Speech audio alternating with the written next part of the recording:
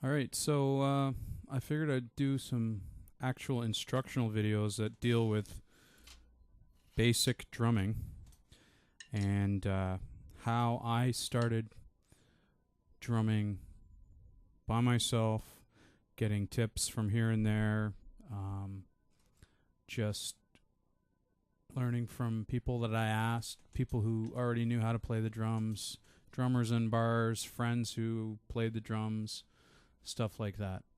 So, of course, one of the major influences on me was wanting to play Rush songs. So, in order to do that, I needed to develop the skills to develop the physical dexterity and ability to play what Neil does in the songs. But you can't just sort of sit down at the drums and say, okay, I'm going to play Rush. Because, first of all, that's not really learning how to play the drums. And second of all, that's a very tall order to undertake. So what I did was I talked to some friends of mine who played the drums. They weren't great drummers, but they had taken lessons. They had played for the school bands, things like that. And I said, give me a couple lessons. Give me a few little things that I should try and develop, and what should I be looking for. And the one thing that I saw as a constant throughout all of the advice that I ever got from everybody was to make sure that you play in time and that you always try and do everything on your right and your left the same amount of times so that you don't develop a weak arm or a weak leg. And, I mean, obviously, most of us are one-handed or the other. And so to develop my left, what I did was I actually played twice as much on my left.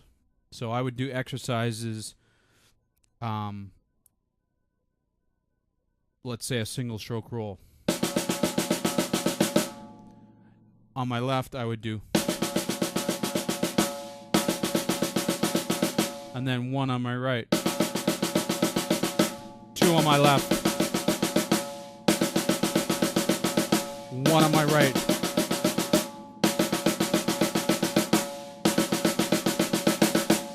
So I would kind of force myself to do more work with my left hand and concentrate on my left hand because my right hand was naturally just better, more instantly obtainable to do what I was trying to do.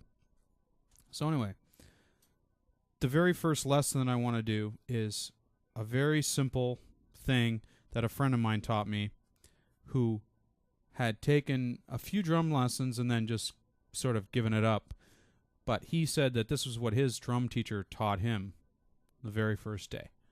So basically, it's just a simple triplet played with two hands, and the way you get the triplets is by accenting. So it's 1, 2, 3, 1, 2, 3, 1, 2, 3, 1, 2, 3.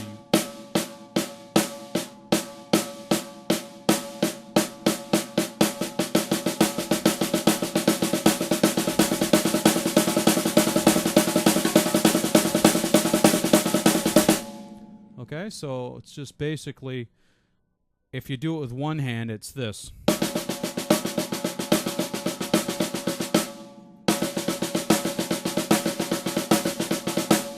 Put the two together.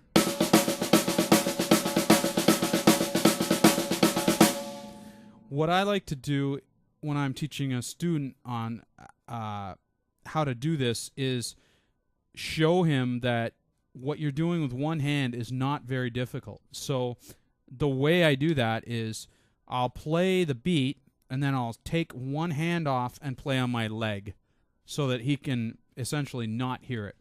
So for the triplets, it would be this.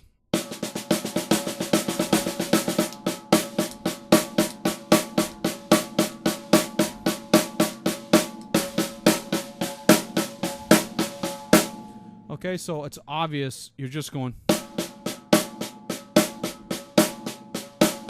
strong, weak, weak, strong, weak, weak, strong, weak, weak, strong, weak, weak, Okay, so, and then all you have to do is whip that up into a fast triplet feel, and it's amazing how fast it can sound. And I'm not playing it very quickly, so I'll just do that. And another thing I like to do when I'm practicing is, all times. Be fluid. Use the continuum of time from really slow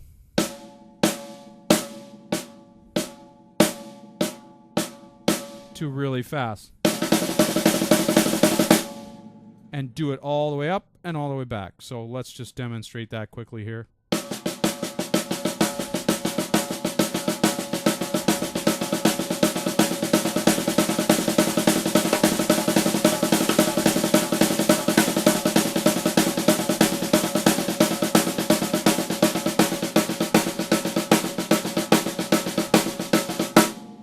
Okay, so go up and back and up and back and hover in the middle and do whatever you need to do to sort of get used to all the times that you can play that, and get, when you approach your limit, kind of, your arms start aching or your wrist gets sore, then just bring it down just a little bit. So let's say your limit is 160 beats per minute. Then put it back down to 140. And then do that for a little while. It's sort of like weightlifting. If you go past your limit just a little bit, then the next day you'll be able to go a little further, and then go past your limit a little bit more, and then the next day you'll be going a little further. And it just baby steps, and eventually you'll just whip it right up to...